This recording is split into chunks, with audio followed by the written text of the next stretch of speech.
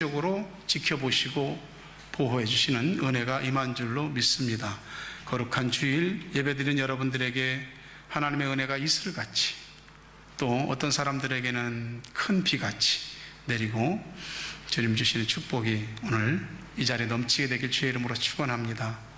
서로 함께 가족들, 교인들하고 인사하십시오. 사랑합니다. 축복합니다.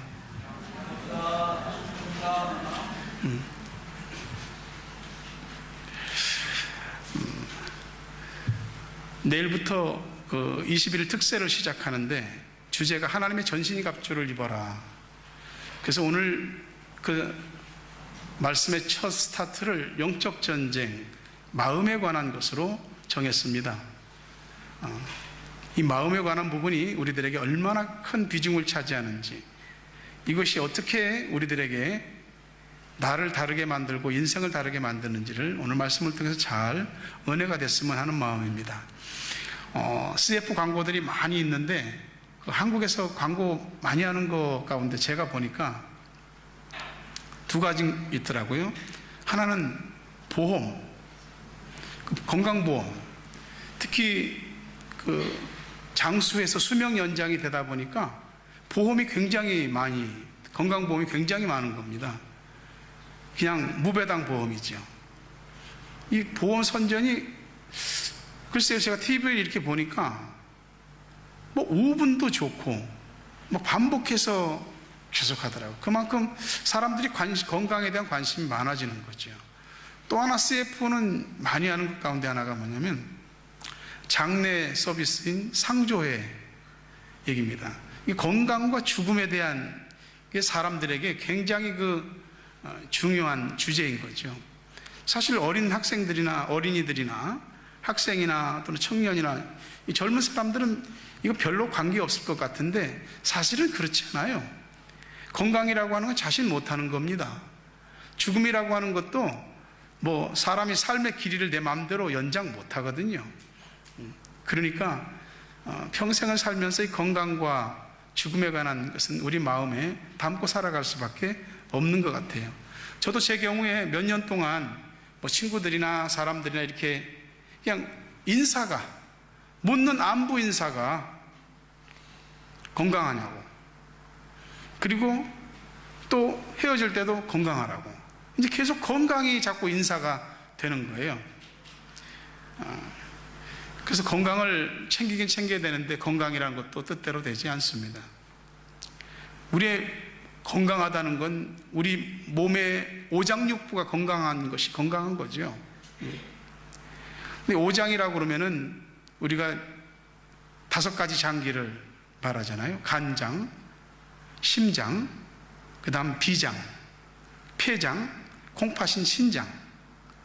그래서 사람이 막 뒤집어질 일이 생기면 오장이 뒤집어진다 하면 이 오장이 5개 장기가 뒤집어지는 거, 그럼 죽는 겁니다. 근데 이 오장 가운데서도 가장 중요한 게 뭐냐면 심장이에요. 이 심장이 우리 몸에서 계속 펌핑을 하지 않습니까? 혈관을 따라서 온몸의 장기에 공급을 합니다. 이 혈관이 보니까 우리 몸속의 혈관이 16km 정도 된답니다. 엄청 길죠? 이 심장이 움직여줘야지 피가 도는 겁니다. 심장 박동수가 뭐 보통 1분에 60에서 한 80 이렇게 박동이 뛰는데 평생을 보통 한 30억 번 뛴다는 겁니다. 그러니 심장이 얼마나 참 고된 노동을 하는 겁니다. 잠시도 못 쉽니다. 우리가 잠잘 때도 의식적이든 무의식적이든 심장이 계속 뛰거든요. 심장이 얼마만 합니까? 보통 자기 주먹만 합니다. 그 심장이 그렇게 중요해요. 그 심장이 멈추면 사람 죽습니다. 또 어떤 경우에는 심장이 뛰더라도 뇌가 죽으면 뇌사로 죽는 거죠. 심장이, 이 주먹만한 심장이 이렇게 큰 일을 하는데 사람의 마음을 보통 심장에 많이 비유합니다. 심장을 제2의 뇌라고 합니다. 왜냐하면 사람의 감정을 잘 나타내는 장기가 심장입니다. 그래서 심장이라고 하는 건 단순히 인체의 장기뿐만이 아니고 사람의 마음을 상징하는 것으로 표현됩니다. 사람 심장 크기가 주먹만한데 사람 마음 크기는 얼마나 할까요? 사람 마음 크기는 작을 때는 밴댕이 속보다도 작고 넓을 때는 태평양보다도 높습니다. 근데 이 사람의 이 마음 속에 그 5만 가지가 다 들었습니다. 거룩한 것도 들었고 세속적인 것도 들었고 순결하고 깨끗한 것도 들었고 더러운 것도 들었고 정말 향기 나는 꽃밭과 같은 그런 향기 나는 것도 우리 마음에 들었고 시궁창 같은 더러운 냄새 나는 것도 우리 마음에 들어 있습니다. 그러니 사람이 말이죠, 마음을 어떻게 쓰느냐에 따라서 인생의 모든 것이 거의 다 달려 있습니다. 옛날 어른들이 그럽니다. 마음구녕을 잘 쓰라고. 이 마음에 구멍이 있습니다. 그 마음구멍으로 별것이 다 들어오고 이 마음구멍을 통해서 별것이 다 나가는 겁니다. 이 마음구멍을 잘 다스려야 되는 거죠. 마음에 들어오고 나가는 걸 잘 다스려야만이 우리가 우리 인생에서 건강한 삶을 살 수 있고 또 신앙적으로도 강건한 삶을 살 수가 있는 겁니다. 어떻게 마음 먹느냐 하는 것이 현실보다도 중요한 거예요. 사실 우리는 눈으로 보고 귀로 듣고 우리가 오감을 통해서 느낀 것 가지고 반응을 하는 거거든요. 그런데 이 어떤 현실에 대해서 상황에 대해서 반응하는 것보다 현실보다 더 중요한 것은 그것들을 어떻게 받아들이느냐 하는 우리의 마음 자세, 이게 더 중요한 거예요. 예를 들어서 어떤 사람이 직장을 잃었다. 직장을 잃었으면은 아이고 직장이 잃었네, 이게 그 팩트예요. 근데 중요한 것은 직장을 잃었기 때문에 거기서 오는 우리의 그 불안감, 그리고 어떤 염려되는 마음들, 이런 것들이죠. 일이 잘 돼야 되는데 일이 잘 안 돼서, 일이 안 될 수도 있지. 근데 그 일이 안 된 것 때문에 오는 우리들의 그 정신적인 충격, 이런 것들이 더 큰 겁니다. 그러니까 우리 삶에서 우리 현실과 처지와 상황이라고 하는 것은 우리에게 미치는 영향력이 한 10%에 불과하다고 한다면은 그 현실과 상황을 통해서 일어나는 내 마음, 상태, 태도, 이런 것들이 내게 미치는 영향력은 거의 90% 이상입니다. 마음이라고 하는 것은 독립기관입니다. 떨어져 있어요. 근데 절대 그렇지는 않아요. 마음에서 차고 넘치면 생각이라는 회로를 타고 생각이 가득 찹니다. 생각이 가득 찬 것들은 우리가 말을 하게 되고 우리의 태도로 나타나게 됩니다. 그러니 우리의 마음이 생각의 결과를 낳고 우리가 반복적으로 생각한 것들이 우리 삶의 태도를 결정짓게 되는 거죠. 그러니 사람들이 보고서 아, 저 사람은 왜 하는 행동이 저래? 행동이 문제가 아닙니다. 사실은 그 행동 이전에 있는 마음의 문제가 있는 거예요. 그러니 마음이 고쳐지지 않고 행동만 고쳐진다고 하는 것은 이거 수술해야 되는데 그냥 뭡니까? 연고 좀 바르고 데일 반창고 붙인 것과 똑같은 거예요. 현실에서 일어나는 사건이나 상황은 내가 임의대로 못합니다. 어떻게 내 맘대로 합니까? 이런 일이 안 일어났으면 좋겠는데 일어나잖아요. 그건 내가 임의로 결정 못해. 그러나 그 일어난 일에 대해서 내가 어떻게 반응해야 될 것인가, 이걸 어떻게 내가 받아들이고 어떻게 마음을 먹어야 되느냐, 이건 내가 결정할 수 있는 거죠. 상황은 내 마음대로 내가 원하는 대로 조정 못합니다. 그러나 마음의 태도는 내가 결정할 수 있습니다. 누가 결정하는 게 아닌 내 인생에서 일어나는 일은 내가 결정하는 거, 책임도 내가 지는 겁니다. 뉴질랜드를 대표하는 것 가운데 하나가 샌드플라이입니다. 그 풀숲에 가면은 보이지 않는 아주 조그만 날파리 같은 거 있어요. 모래같이 작은. 그게 딱 달라붙으면 가만히 있다가 딱 쏩니다. 그러면 따끔해요. 그럼 따끔하니까 그냥 별로 이상 없거든. 툭툭 털면 되는데 좀 있으면 그게 붓습니다. 그리고 가려워요. 저도 지금 다리에 몇 군데 그 샌드플라이가 물려서 이거 오래 살았는데도 아직도 내성이 안 생겼는지 물더라고요. 근데 이게 자꾸 나도 모르게 손이 가요. 그래서 긁고 또 긁으니까 이게 더 부풀어지고 살껍질이 벗겨지고 피가 나고 닭그레이가 지는 겁니다. 사람의 마음이라는 게 이게 긁지 말아야지 하면서도 자기 마음을 자기가 긁는 겁니다. 자꾸 긁고 또 긁으니까 나중에는 그게 상처가 되고 아픔이 되는 겁니다. 어쩔 때는 내 마음인데 내 마음이 내 마음대로 같지 않아서 막 쥐어뜯고 싶을 때가 있잖아요. 응? 여러분, 우리는 누가 뭐라고 그래도 자기 자신에 대해서 자기 별소리를 다 해도 나는 내 마음 같은 그 사람입니다. 내가 마음먹은 그것이 곧 내 자신의 모습이에요. 마음을 보면 그래서 자기를 알 수 있어요. 잠언 23장 7절에 대적 그 마음의 생각이 어떠하면 그 위인도 어떠한즉, 마음의 생각과 사람이 똑같은 거예요. 절대 다르지 않습니다. 포장은 할 수 있죠. 사람이 포장은 할 수 있습니다. 자신의 인격이나 자신의 교양이나 수양이나 또는 지성이나 뭐 이런 것들로 좀 포장하고 조금 다듬을 수는 있겠죠. 그러나 마음의 생각이 곧 자기 자신입니다. 그러니 우리가 다른 것 관리하고 다스리고 지키는 것보다도 마음 관리하고 다스리고 지키는 게 가장 어렵습니다. 근데 가장 중요한 거예요. 살면서 지켜야 될 것들이 참 많습니다. 내 자신하고 스스로 한 약속, 남하고 한 약속도 지켜야죠. 그뿐입니까? 내가 세상을 살면서 지켜야 될 것들이 좀 많냐고요. 내 인생의 위치도, 내 지위도, 명예도, 뭐 돈도 지켜야 되지, 자존심도, 체면도 지켜야 되지, 가정도, 직장도, 사업도, 뭐 법도, 질서도 지켜야 될 것들이 너무 많아요. 근데 그 많은 지켜야 될 것 가운데 마음을 지키라고 합니다.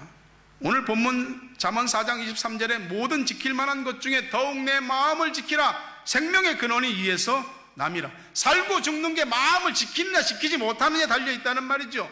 모든 지킬 만한 것 중에 더욱 내 마음을 지키라. Above all else, guard your heart. 다른 그 무엇보다도 네 마음 지켜라. 이 얘기는 다른 거 지키지 말라는 얘기가 아니고 프라이어리티의 문제예요. 우선순위의 문제라 이 말이죠. 다른 거 지켜야 될 거 많지만 무엇보다도 네 마음 먼저 지키라는 거. 왜? 마음을 지키면 다 지킬 수 있고 마음을 지키지 못하면 다 잃을 수도 있기 때문에 그런 겁니다. 근데 이 마음이라는 것이 눈에 보여야 지키지, 눈에 보이는 것도 잘 지키기가 어려운데 마음 지키기가 얼마나 어렵냐고. 뭐 예를 들어서 주방이 어질러져 있다면 주방 정리할 수 있잖아요. 책상이 어질러 있으면 책상 정리할 수 있잖아요. 방이 지저분하면 방이 정리할 수 있죠. 근데 마음이라고 하는 것도 보이지 않아서 그러지 똑같아요. 이건 의식의 문제인 것이죠. 마음이 무너지면 현실이라고 하는 건 걷잡을 수 없이 무너지는 겁니다. 마음을 지키지 않으면 다른 건 다 지킨 것 같아도 어느 한순간에 마음이 무너지면 싹 다 무너지는 거예요. 사람이 인내하고 참고 버티고 있어서 그러지 어느 순간 마음줄을 딱 놔버리면은 다 무너진 거예요. 에이, 될 대로 되라 하면은 그냥 다 그때부터 뭐 내 자신도 가정도 뭐 인생도 다 폭삭 주저앉게 되는 겁니다. 우리 안에 있는 이런 것들을 어떻게 하겠느냐고. 우리 안에는 두려움과 평안이 같이 있습니다. 안정과 불안이 같이 있어요. 행복을 원하는 마음과 슬픈 마음이 같이 있고 사랑과 미움과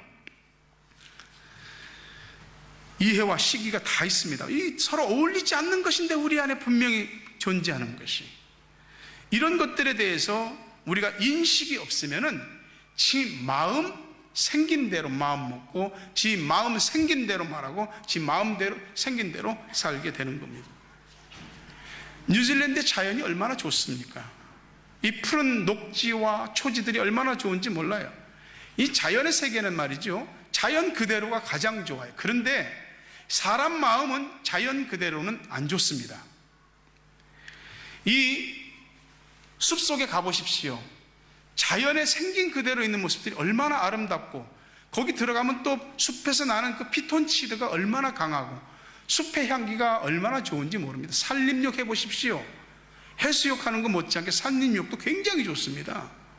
우리 폐와 우리의 전기를 새롭게 정화시켜 주거든요. 근데 각 집마다 조그맣게라도 정원이 있잖아요. 근데 그 정원이라는 집에 정원이 있으면은 그거를 관리하지 않으면 금방 이상한 집이 됩니다. 잔디 일주일, 2주일 안 깎아보세요. 한 달 안 깎아보세요. 그냥 우북하게 큽니다.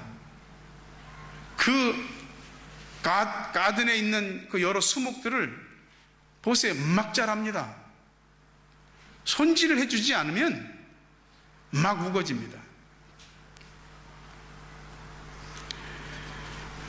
집에 잡초 뽑고 가드닝 하는 건 다 사람 손길이 필요한 겁니다. 잡초가 얼마나, 이 나라 와서 저는 어려서 이제 물론 클 때 이런 자연 속에서, 풀 속에서 컸어요. 근데 이제 도시 속에서 살다 보니까 다 잊고 살았죠. 뉴질랜드 와 보니까 이런 흙, 잔디, 풀밭, 이런 속에 그냥 너무 가까이 있는 거예요. 그러다 보니까 가꾸게 됩니다. 잡초가 얼마나 많은지 잡초를 캐내고 죽이고 그럽니다. 이 잡초들을 보세요. 어떤 잡초들은 진짜 깊이 뿌리 박히는 거 있습니다. 어떤 잡초는 그냥 넓게 퍼집니다. 그냥 잔디에 보면은 이름도 잘 모르겠어. 노란 꽃이 피던데 넙대대하게 퍼져갖고 그냥 하나가 포기가 올라와서 잔디를 이만큼을 잡아먹어버립니다. 어떤 잡초들은 착 올라와서 쫙 뻗어나가요. 뻗어나가서 쫙 나가서 한 곳에 또 뿌리를 쫙 내리고, 또 나가서 뿌리를 딱 내리고, 또 올라와서 또 뿌리 쫙쫙, 이렇게 마치 점조직식으로 거점을 마련해 가면서 잡초들이 뻗어나갑니다. 그 자생력, 그 생명력, 번식력이 얼마나 큰지 하다 지칠 때가 많습니다. 어제까지도 없었는데 잡초가 금방 생겨요. 우리 마음이요, 다르지 않습니다. 하나님이 좋아하는 마음도 있고 마귀가 좋아하는 마음도 있습니다. 내가 내 마음을 모를 정도로 자신의 마음을 그냥 함부로 내굴리면 안 됩니다. 마음의 중심이 없이 이랬다 저랬다 변사가 심한 거, 생각이 왔다 갔다 하고 마음의 주인이 없이 무지공산이 된 사람들은 마귀가 참 좋아하는 마음입니다. 세상에서 가장 치열한 전쟁터가 마음이잖아요. 하루에도 10대 번씩 수십 번씩 일어나는 게 우리 마음속 전쟁터예요. 진짜 총알이, 미사일이, 폭탄이 오고 가지 않아도 우리 마음에 얼마나 전쟁이 많이 일어나는지 모릅니다. 하나님이 우리 마음에 계시기를 원하시거든요. 근데 마귀도 우리 마음을 차지하기를 원해요. 근데 마귀가 우리 마음 가운데 들어올 때 무리하게 들어오는 법이 거의 없습니다. 자연스럽게 아주 지극히 정상적인 과정과 상황을 통해서 우리 안에 들어와서 우리 마음을 딱 차지하고 잠식해버립니다. 예수님께서 12제자가 모인 자리에서 가룟 유다를 가리켜서 이미 내가 너희 12를 택하지 않았느냐, 그러나 너희 중 한 사람은 마귀니라 그랬습니다. 이미 가룟 유다에 대해서 얘기하셨거든요. 근데 마지막 추미애 만찬하실 때 예수님이 너희 중 하나가 나를 팔 것이다 그러니까 제자들이 그러잖아요. 누가 예수님을 판다 그러는 거야? 그러니까 베드로가 예수님하고 가장 가까이 있는 요한한테 물어보는 거죠. 물어봐. 성경에 보면 고갯짓을 했다고. 베드로가 요한한테 물어봐, 예수님한테 누구냐고. 그랬더니 예수님이 말씀하시죠. 다. 일단은 요한복음 13장 2절에 보면 마귀가 벌써 시몬의 아들 가룟 유다의 마음에 예수를 팔려는 생각을 넣었다 그랬습니다. 마음이 있고 생각이 있어. 마음에 생각을 집어넣는 거야. 마음에 생각이 들어오면 그 생각이 우리 안에 꽂히게 됩니다. 마귀가 사람을 잡을 때 뭐부터 잡냐면 마음에 생각 집어넣는 것부터 합니다. 스쳐 지나가는 것은 죄가 아니죠. 그럴 수 있죠. 그러나 암탉이 달걀을 21일 동안 품으면 거기서 뿅아리가 되어 나옵니다. 사람이 자신의 마음에 생각을 품기 시작하면 내가 품은 생각이 구체적인 결과로 나타나게 돼 있어요. 반드시 나타납니다. 생각을 한 번 품고 두 번 품고 반복적으로 품어보세요. 그것이 무슨 생각이든지 간에 내가 품은 생각이 반드시 눈앞에 나타나게 돼 있어요. 요한복음 13장 26절 27절 보니까 예수께서 대답하시되 내가 떡 한 조각을 적셔다 주는 자가 그니라 하시고 곧 한 조각을 적셔서 가롯 시몬의 아들 유다에게 주시니 조각을 받은 후 곧 사탄이 그 속에 들어간지라. 처음에는 마귀가 유다의 마음에 생각을 집어넣습니다. 그리고 나중에는 사탄이 그 안으로 쏙 들어가 버렸습니다. 그러면 유다가 사탄이 자기 속에 들어오니까 그날로 미쳐갖고 나는 이제부터 예수 팔을 거야 하고 막 돌아다녔습니까? 아니요. 멀쩡했죠. 정상적이죠. 대제사장들한테 가서 내가 내 스승 예수를 팔 생각이 있는데 얼마나 주시겠소? 흥정할 정도입니다. 아주 정상적이에요. 마귀가 그 안에 들어간 사람이 막 미치는 줄 아십니까? 그건 아주 극한 상황이고, 로마서 7장 15절 보면 내가 행하는 것을 내가 알지 못하노니 곧 내가 원하는 것은 행하지 아니하고 도리어 미워하는 것을 행함이라. 뭐 이딴 게 다 있어? 자기가 뭘 원하는 거 알면 그거 해야 될 거 아니야. 근데 그걸 안 해. 그리고 자기도 싫어하는 그거를 해. 내 마음이 어떤지 가만히 들여다보세요. 내가 말하는 게 내 마음하고 달라. 내 생각하고 전혀 다르게 행동하고 있어. Something wrong. 뭐 잘못됐죠. 뭐 잘못됐죠. 바울은 야, 이거 도대체 나도 나를 알 수가 없다. 내가 그러는 게 아니야. 바울이 이야기하기를 죄가 그렇게 한다고 그럽니다. 우리 속에 마귀가 들어와서 키우는 것은 죄입니다.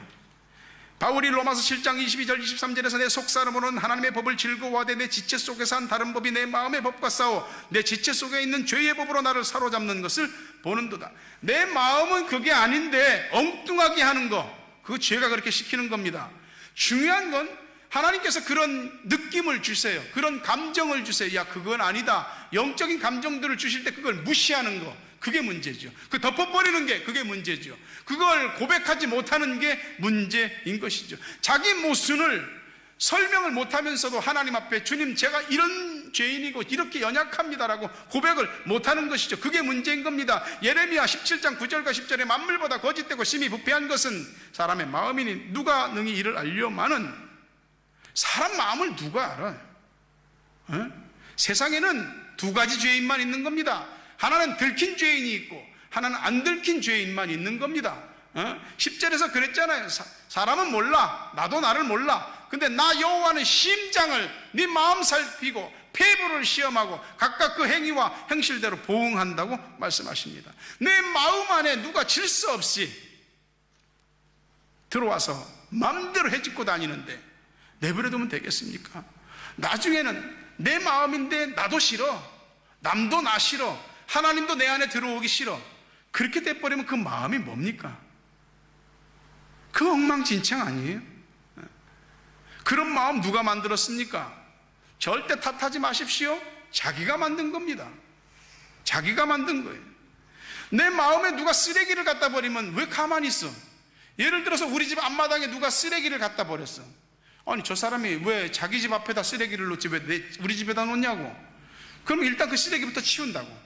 근데 누가 또 쓰레기 또 놔. 그러면 아니 누가 그러는 거야 하고 어떤 놈인지 어떤인지 한번 살펴볼 거 아닙니까? 누가 갖다 놓는지.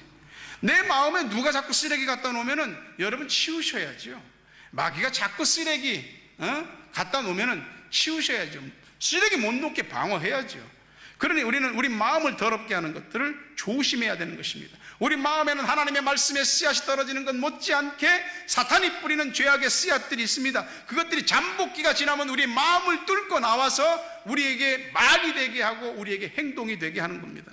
우리가 짓는 죄나 옳지 못한 것은 현상에 불과합니다. 마음이 다 뺏기고 잠식당하고 점령당했기 때문에 그런 일들이 일어나는 것이지요. 마가복음 7장 20절과 23절에 보니까 또 이르시되 사람에게서 나오는 그것이 사람을 더럽게 하느니라.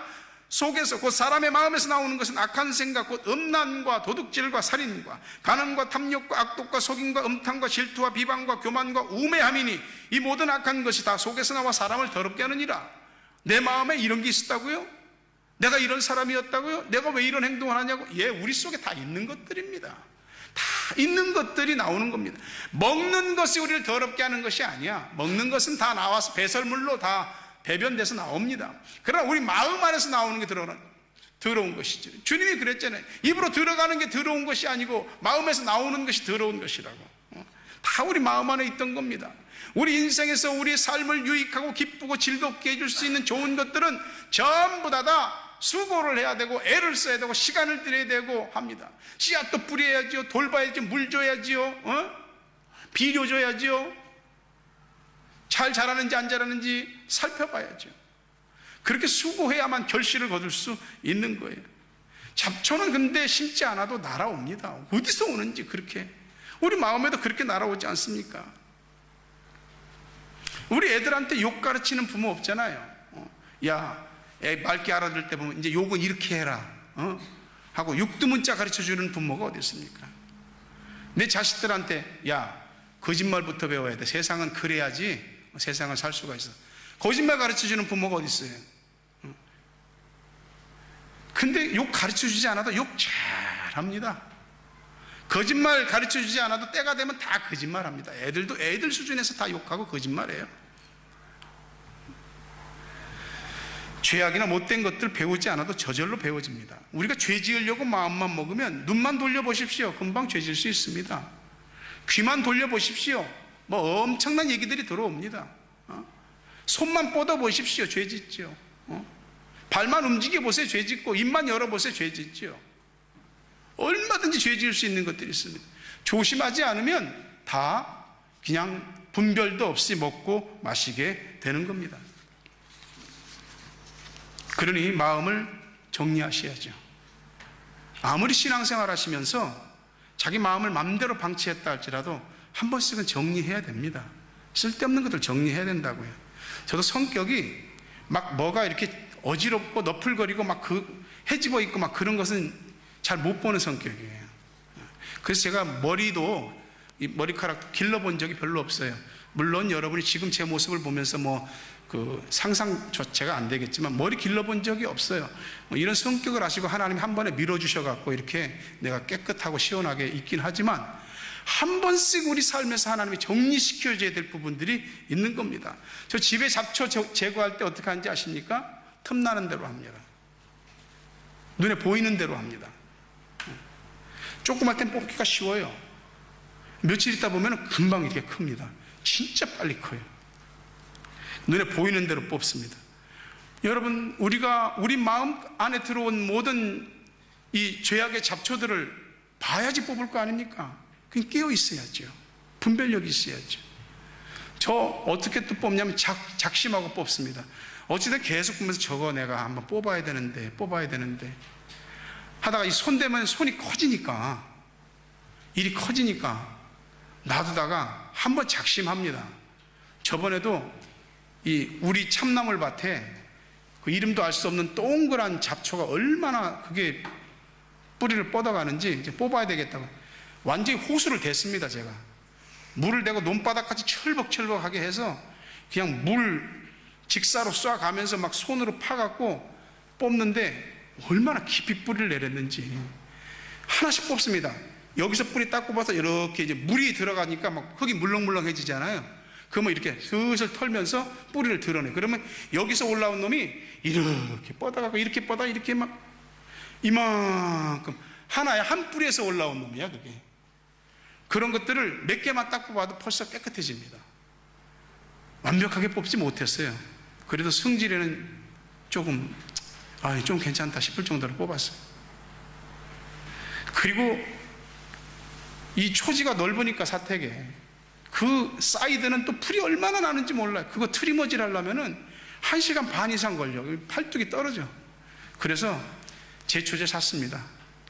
그냥 큰 거 통 하나 사고 스프레이 딱 이렇게 하면서 펌프하면서 칙 뿌리고 그러면 뭐 1주, 2주 만에 아주 하얗게 노랗게 죽어버립니다.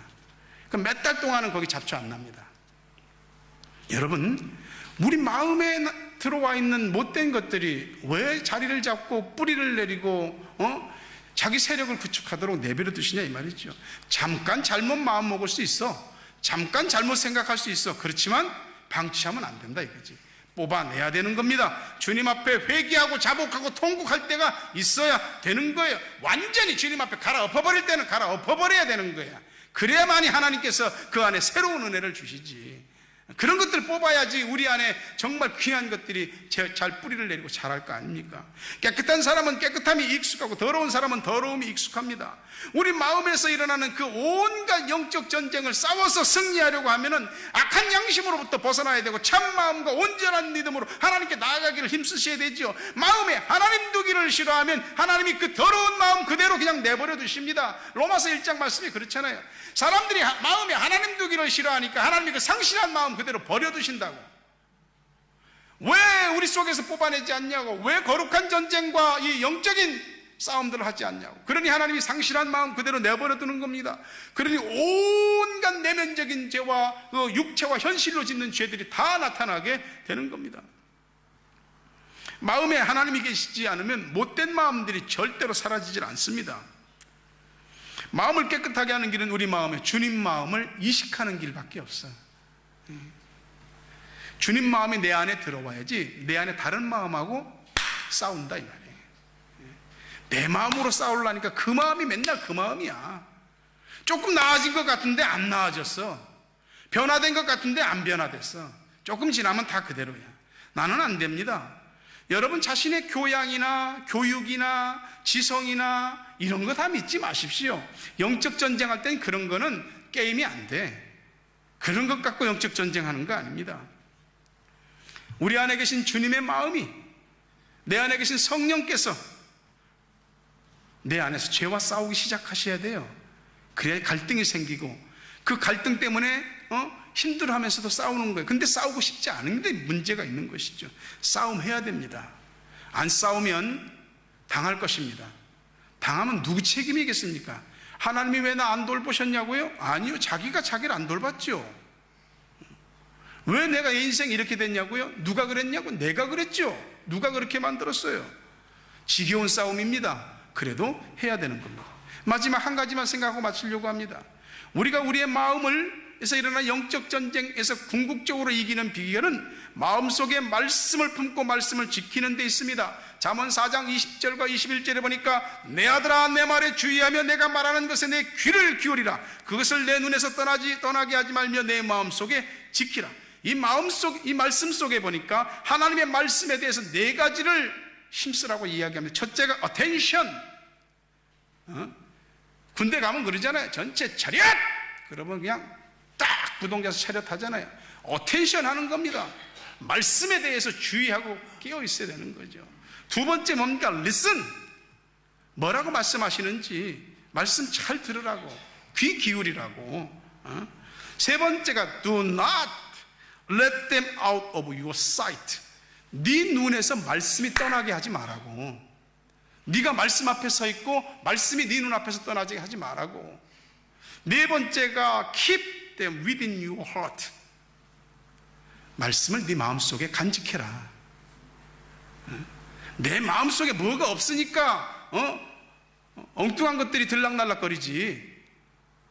궁극적으로 하나님의 말씀이 내 안에 들어와서 자리 잡을 수 있도록 여러분을 말씀 앞에 세우고 말씀 속에 들어가게 되시길 주의 이름으로 축원합니다. 말씀을 마음에 깊이 품으면 마치 식물이 광합성 작용을 하는 것처럼 이 말씀이 우리 안에서 움직입니다. 그리고 우리를 살리고 우리에게 위로하고 힘을 주고 소망을 주고 능력이 되게 하시는 겁니다. 이 말씀을 듣고 가까이 하고 마음속에 품으면 그 말씀이 나를 복되게 합니다. 건강하고 싶습니까? 생명 보장받고 싶습니까? 말씀 가까이 하십시오. 잠언 4장 22절에 보니까 그것은 말씀은 얻는 자에게 생명이 되며 그 온 육체의 건강함이 됨이니라. 비결 거기 있습니다. 잔병 치료하는 분들이 있습니까? 하나님 말씀 듣고 가까이 하십시오. 마음속에 품으십시오. 안 아픕니다. 육체 건강 하나님이 주십니다. 내 마음 내 마음대로 안 지켜져. 내 마음이 내 마음 같지 않아. 그렇다고 마음을 내버려두면 하나님 말씀이 아닌 것들이 내 삶의 기준이 돼서 들어옵니다. 마음을 다스리세요. 잠언 16장 32절에 노하기를 더디하는 자는 용사 같고 자기 마음을 다스리는 자는 성을 빼앗는 자보다 나으니라 그랬습니다. 마음을 다스리고 지키세요. 그러기 위해서 육신으로는 눈, 귀, 손, 발, 입 이런 거 다 조심하셔야 됩니다. 네 눈이 보는 것을 조심해, 내 귀가 듣는 것을 조심해. 다 조심해야 됩니다. 조심하지 않으면 뒤입니다. 다칩니다. 가장 적극적으로 싸울 수 있는 비결은 말씀을 마음에 품는 것이. 그래서 우리 마음이 주님을 모시고 주님 마음이 이식되고 주님의 말씀이 지켜지면서 하나님께서 우리를 처음 지으셨던 그 하나님의 형상 보시기에 좋았더라 그 마음으로 되시기를 주의 이름으로 축원합니다. 사탄한테 알고도 마음 내주고 모르고도 마음 내주고 깨어나십시오. 정신 차리십시오. 자기를 믿지 마십시오. 나를 붙들어 주십시오. 도와주십시오. 긍휼히 여겨주십시오. 내 마음으로는 하나님 안 됩니다. 마음은 이런데 생각은 엉뚱하고 말은 엉뚱하게 나옵니다. 행동이 이상합니다. 죄한테 지금 다 다스려지고 있는 겁니다. 마음을 더럽게 하는 것들을 조심하시고, 마음속에 쓸데없는 것들을 정리하시고, 마음속에 말씀을 품고 말씀을 지키십시오. 그리고 싸우십시오. 물러서지 마십시오. 부딪히세요. 왔냐? 한번 붙어보세요. 그러면 하나님이 주시는 은혜와 능력이 뭔지를 경험하게 될 겁니다. 그 영적 전쟁을 하세요. 내 마음을 더럽히고 내 삶과 육신을 망가뜨리고 가정과 우리의 자녀와 우리 인생을 갖다가 어그러지게 하는 모든 것들로부터 우리 마음을 지키고 싸워야 하지 않겠습니까? 정신을 바짝 차리시고 하나님 앞에 자신을 세우십시오. 내일부터 21일 특세가 다시 진행되게 될 터인데 한번 하나님 앞에 몸부림쳐 보십시오. 안 되는 이유를 갖다 대면 안 될 수밖에 없어. 21일 특세를 어떻게 해? 할 것도 얼마나 많은데 할 것도 좀 줄이세요. 하나님 앞에 21일 동안 집중해 보시고, 애들도 공부도 해야지, 레슨도 받아야 되지, 더 많은 것들을 애들한테 해줘야 돼, 잠도 재워야 되지. 좋습니다. 21일 특세도 한번 해줘 보세요. 그래서 어린이부터 학생과 청년, 장년까지 전체 다 21일을 하나님 앞에 한번 깨워보십시오. 이 영적 전쟁을 싸우면 여러분의 육신과 현실과 가정과 자녀와 이 모든 것들에 맺히고 얽힌 것들이 풀려지기 시작할 것입니다. 하나님의 은혜가 21일 특세에 있게 될 것입니다.